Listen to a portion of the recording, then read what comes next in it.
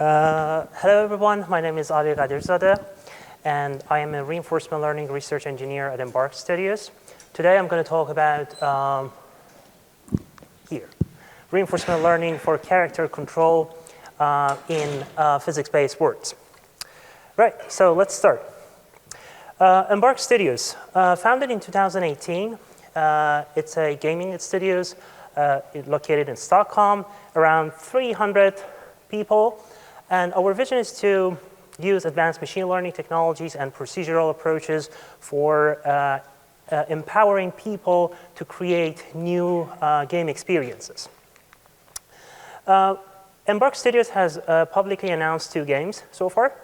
The finals, the first game released a few months ago, and it's a free-to-play first-person shooter, fast-paced, multiplayer game featuring destructible environments.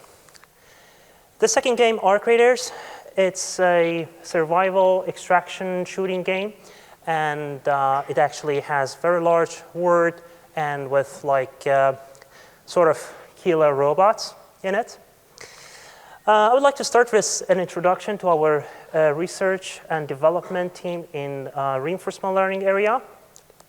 These are my wonderful colleagues that are currently working in the team.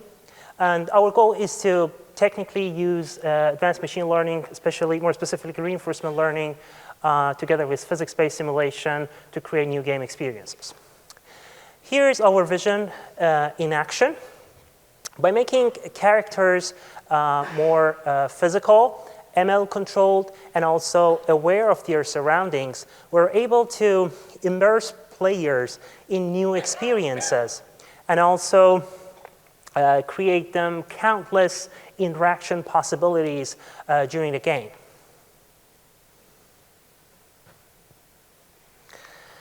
Here are 2 more example videos showing the possibilities of that we can get when we are integrating physics-based simulation together with ML-controlled characters. The lower left video, you can see like a humanoid character stumbles very naturally on a dragon creature thanks to the physics. And also on the right corner, you see a Bigfoot character which is being provoked by a user. Every time it's being provoked, it actually interacts very uniquely in a different way. All these things makes the overall game experience more fun and adds extra dimensionality to the game steps. Okay, the core is machine learning and physics. This is all about today's talk.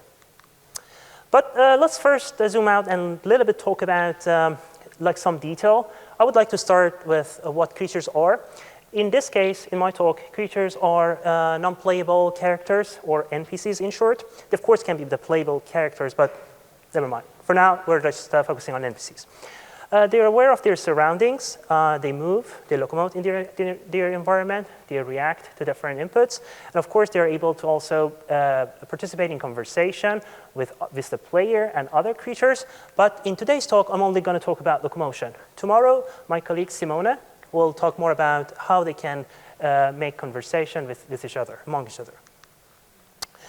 Creatures are a set of geometric primitives connected by joints. We have developed different tools to prototype creatures. Now designers can create a creature by just defining the body type, joints, and also the range of motion specified there. And they can easily modify the creature, and they can also simulate the creature to just see them in action. We can create all different sort of creatures, from quadruped to quadcopters. And then the question that this talk is all about is how we can create locomotion. We don't want to have manual work for creating the animation and the interaction that the creature will have during the game. So that is why we're actually trying to come up with ideas for having physics-based, automated, ML-controlled animation. But there are 4 problems, or we can say we have identified so far, so 4 problems. First problem is that we would like to just have a unified approach to solve the problem for all different types of words. And we don't know what sort of creatures our designers are going to create. So we would like to make sure that our solution would work for a wide range of type of creatures that will be created by using our tools. And we expect our creatures to walk on all different complicated terrain that will be introduced in the game. And finally, we would expect them to dynamically interact with the player, other creatures, with the events happening in the game. So with all these things, we're like expecting, after addressing all these 4 challenges, we hope that we can get automated physics-based animation with the benefit of being procedural and realistic, adaptable. So for example, if something happens in the game, let's say you shoot this character and loses one leg, it should still be able to like adapt to the new situation and still be able to walk. And hopefully after this system solution has been fully implemented, it should just reduce the development time. It should make it more interactable and, of course, more scalable. How we can do that? We do it through a learning framework called reinforcement learning. In reinforcement learning, we usually separate between the agent and environment. So we define a task. Here is a locomotion task. We want to go from point A to B. And the agent in this case is our creature. Usually when we're talking about agent, we're talking about the creature. We want to learn the different sort of skills.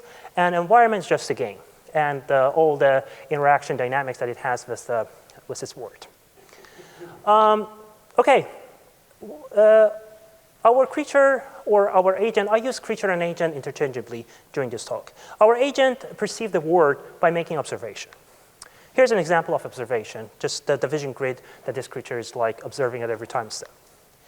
Then the creature actually processes the observation using deep neural network action selection policies. These inputs is fed to the policy, and then it just gives us an action. The action is executed and given to the environment simulated for one step, and it gives a reward, which is a signal that is a notion of how successful the creature was in solving the game, and also the next observation, which will be given to the creature in the next time step. Provided all these information, the agent tries to aggregate information from observation, action, and rewards, and through a process we call it policy optimization, it tries to optimize the parameters of the neural network so that we're getting higher and more reward in the next interaction with the environment. Reinforcement learning is all about trial and error. So in every episode, the creature tries some sort of action. We usually have a notion of stochasticity in the policy and action decision making. And some episodes are successful, like this one, and some of them are not successful.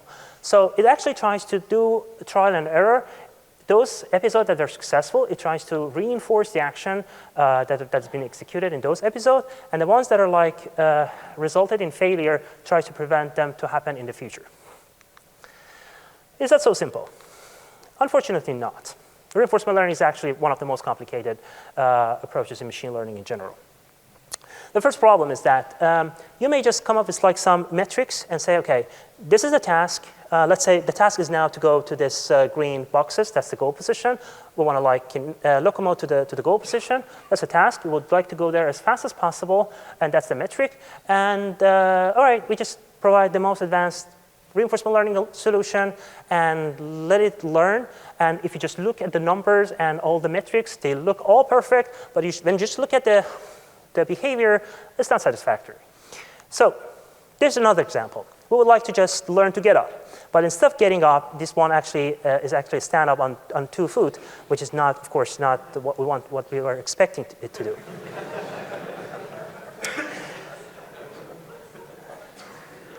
So in order to alleviate this problem, we're doing reward shaping. What's reward shaping? As I said, we have to like define the task in terms of some reward signal. But it's not only about what to achieve. It's actually about also how to achieve that.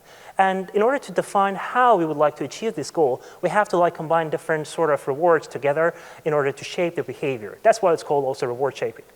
We have designed some solutions that actually made we are making some pre-made reward function, and that gives us the flexibility to combine them together in order to just make one single behavior. Is that all? No. We have to also, actually, we are not able to expect the creature to be able to solve any possible task that we are thrown at it. This is another example that we're trying to train this poor creature to actually go to the goal, but because of the step height, it's not able to do that. In order to help the creature to solve this sort of problem, we usually start with simpler tasks. First introduce some simple tasks that the creature can do, and then after it has built up all the basic skills that is required to solve the simpler task, then we are expecting it to be able to solve more complicated ones. Again, we have devised solution for that. We're now able to define different sort of terrain that are starting from flat ground that is much easier to just learn the basic movement skills, and then combine them all, and then expecting it to gradually improve its skill until it's able to solve the most complicated type of terrain that it would encounter during the game. This sort of learning is called curriculum learning. And it's very similar to how we humans also learn in school. So we start with very simple mathematics, and then we build up and become more expert on different things. All right, is that it? No, unfortunately not yet. Even though we are having best reward shaping components, we have curriculum learning, still we're not able to force or dictate certain style. And when it comes to let's say gait, we usually have some expectation of how human should work, and this is definitely not the way that human works. And it's very hard to like come up with reward components that actually solve this problem. So our solution is to use motion capture data and also some piece of animation that is available that we can like provide to the creature and ask the reinforcement learning algorithm, okay, hey, this is the way that you should behave, this is the style that we would like to dictate, and you should follow that. And of course, we have to like revise the algorithm to be able to like process those extra observations as well. All right, here is one of our successful training run for the biped. It has like all the reward shaping, the style, and also the curriculum to be able to run on all different type of terrain. We're also trying to like introduce some disturbances in order to learn more robust kind of behaviors. And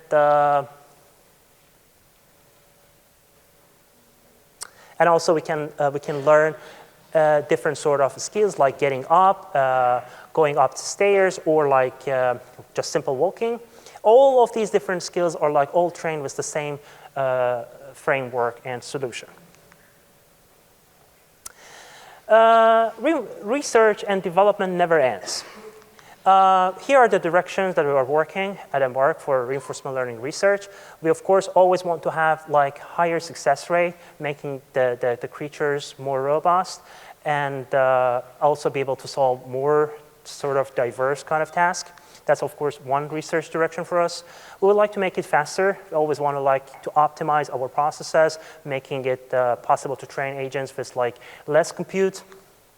And of course we want to like make the policy, the neural network, as lightweight as possible so that we can easily afford to deploy it in the game.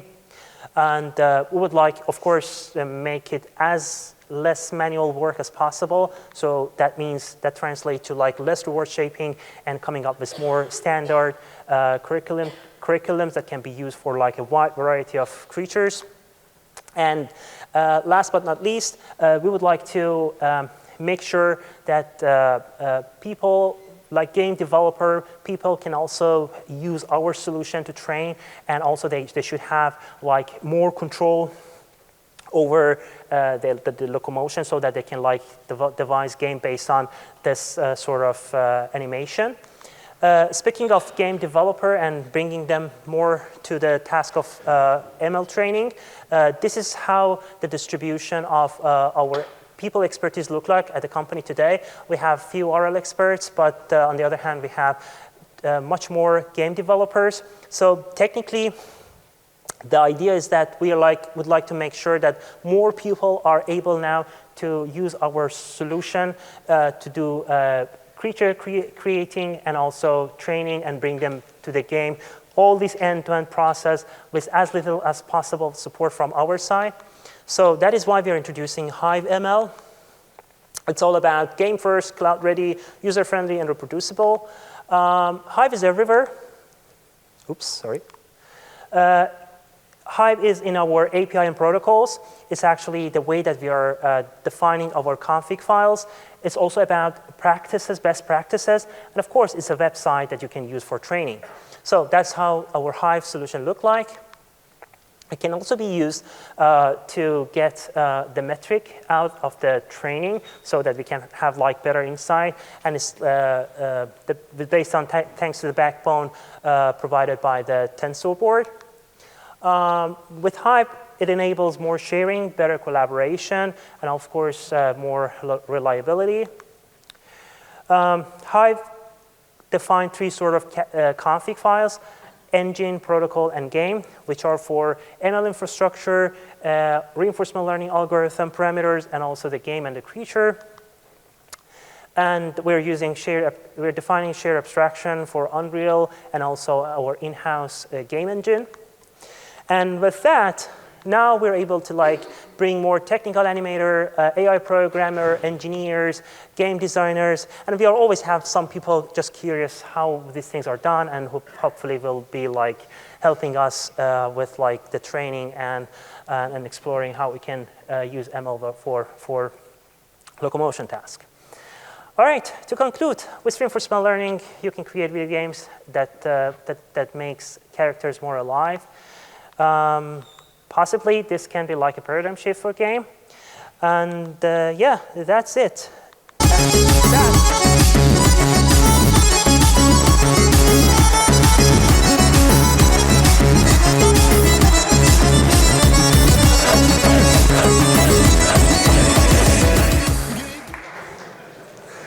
So I'll be happy to take any questions.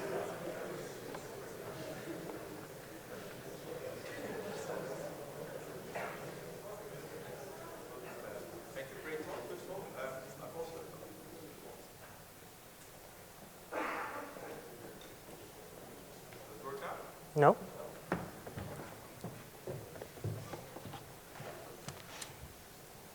Now? Yes. Thank you. Great talk, first of all. I was wondering, I've also seen some approaches to locomotion where people just capture a huge amount of motion capture data of people moving and then use AI to create natural motion from that. That seems like a very different direction, a different approach from yours. How would you say those compare to each other? Will that replace this approach, or are they both valuable? Very good question. I would say we're also relying on a lot of human motion capture data, and also all the animation data from other like sort of handcrafted animation. This is like in a sense similar approach. But we're not using this information directly. We're not training directly with this information. Technically, what we are doing now with this information is that we're like training extra models that will look at the animation data that is provided offline, from the offline data, and looks at the animation that is being realized by the creature and just compare them. If they're similar, it gets like some higher reward to the reinforcement learning, and if they're not similar, it actually gets lower reward, and the reinforcement learning agent try to actually get as close as possible to those animation by maximizing the reward that's given by this model. This is our approach. But of course, it's possible also to just train some sort of foundation model directly on the data, and then in that case we can just have like a big model that can like consume all possible data and then can learn like a general model. That's of course also a parallel solution to ours, but we're like investigating both direction. So, and the good thing that is that this foundation model can be like some sort of initialization for our reinforcement learning. So I don't see these two as like two separate approach. They're like, hopefully at some point we can like converge to one approach by like first consuming all the data and then being able to like optimize and fine tune based on reinforcement learning on top of that. Okay, so from the little I know of reinforcement learning, I know that one of the big problems is the agents might learn the environment too well and not adapt well to a similar environment. So if you have like just a height map terrain, it might work perfectly fine for that one, but for exactly the same generated terrain, but just a different seed, it won't work as well. So how did you tackle that problem? That's a very good question. Actually, I am not a game developer. I'm actually coming from the robotic area. So for the past 15 years, I was working in the robotic, and technically that is like the biggest problem that we're trying to address in robotic. So we want to have like robots that like train in like certain environments, and then they're like going to be deployed in a totally different environment, and we'd like to just to make sure that the agent at the first it just transfer well, and then it can actually improve itself over time. So this is a very similar story for the game as well. We would like to just make sure that when it's trained in one environment, it transfers well to the other environment as well, as you just explained. The problem is like less severe in game, because in game you have like more freedom to create more diverse environment. In real robotic problems, usually data is very expensive, and we don't afford usually to just like get a lot of data. But in game, it's much easier to just find environment that are more similar to the actual game. And we're like trying to, as I showed in some of the slide, we're trying to like introduce as diversity as possible to the environment so that it can learn more generalizable solution. But beside that, we can always like have something that we are like now developing is something called offline reinforcement learning. And the basic idea is that you first train like a general model, and then you deploy it into the real game. As you just explained, the real game looks different than the actual training environment. We are collecting more data from the actual game, and then use this extra data for fine-tuning our model so that next time it's deployed in a game environment, it would like show better performance.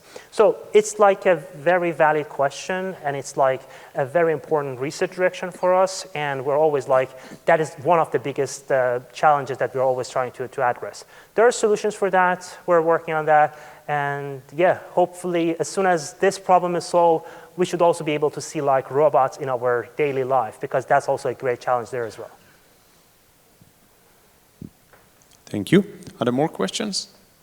Oh, there are. Hi, great talk. Thank you. I was wondering, because a lot of these characters were moving in a very, for us, unnatural looking way. And I was wondering, is pain also part of the learning process? Is what, sorry, part of the process? Is pain also part of the learning process? Because for us it is, right? The pain? Pain, yeah. If they move in a weird way, do they have pain? And try to avoid the pain. That's a good question. Actually, you probably saw the video that a user was provoking the Bigfoot, and it was just falling down. And I received like a comment from one of my colleagues that I found it very interesting idea. It was saying that each time that Big food is, we call it Big B, so let me just call it Big B as well. It's much easier for me to remember the name. Each time that Big B falls down, it just falls on with his face.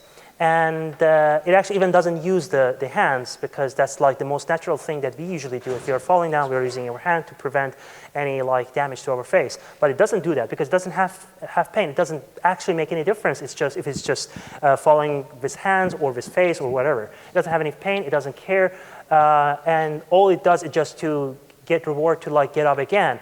So it's actually a very interesting direction. We haven't yet explored that, but this is, if you want to like have more natural kind of interaction, as I said, I just explained for this falling behavior, we definitely would like, we have to just introduce pain. And this reinforcement learning framework is very easy to actually employ the pain, because reward and punishment are like the signals that are being used for the training. And reward technically means positive reward, positive values, and pain and punishment means negative values. So in that particular case, whenever it falls and just the face hits the floor, we're just going to get like a very high punishment, which reflect the pain. And over time, it should learn to just use its hand so that it's actually not, it actually look more natural and realistic. There are a lot we can do, but yeah, that's why we're having this research and development team around these ideas. Thank you for the great talk. I was wondering if you're investigating in real-time training to prevent overfitting and also cut down on runtime performance. What kind of training? Sorry, real-time training. Oh, real-time training. And what do you mean by real-time training? Do you mean that in the game, actually? Yeah, during runtime, so it doesn't overfit on its environments, learns new things. If the player tries new strategies, that it can adapt. Yeah. That's a very good question. So how do we train? It's like, first of all, reinforcement learning training actually divides in 3 different categories. It can be on-policy training, off-policy training, or offline training. What we're doing is like some sort of off-policy training, which is technically, or this real time that you're talking about is also kind of related to this off-policy training. So how it works is actually like interact with its word. It collects data, put them into a buffer, and then it, at like certain intervals, use that data in order to update its policy and actually improve itself. So that is how the off policy works. And offline is like that it just collects all the data, and when it's done, it's just try to use the data in order to optimize itself. That's the difference between off policy and offline. What you just explained can be like achieved with offline training. You don't necessarily need to actually improve the agent during the game, because when we are training, we are actually relying on backpropagation, all those gradient descent stuff that is like much more expensive to compute. We can expect the agent to be the same during the gameplay, and when it's done, like collect all the data and then use our, let's say, cloud computing infrastructure to train it and improve the performance. It is still possible to do it in-game, but because of the performance issues and also that the fact that you want to like the agent to be reactive in the game, I guess it can be possible only if you have like very powerful GPU machines running the game. And one more thing that I would like to add here is, all right, never mind. Let's just stop here. Hello.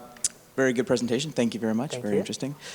I was curious as to, so it sounds like you've gotten a lot of progress in terms of making the animation or the movement look natural, but I'm curious as to like going beyond that and giving the animation style, because even though it looks natural, there are different ways that people walk. Like for example, there's like the good posture, proper walking way, but then there's like also like the gangster strut.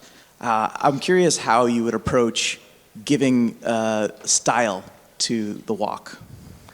That's a very good question. So let's say you want to have some zombies, for example, characters in your game, and zombies do not walk like regular human, and you would like to just dictate like zombie style walking. Very similar way that we're using motion capture data, we can also use style for zombies.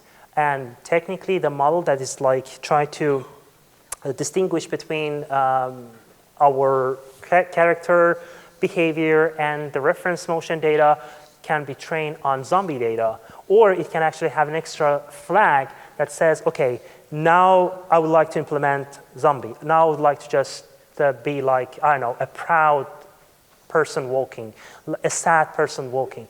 Or, as long as you have the data, you can train a classifier on top of those data in order to like get the reward that is needed for the reinforcement learning agent to train on those.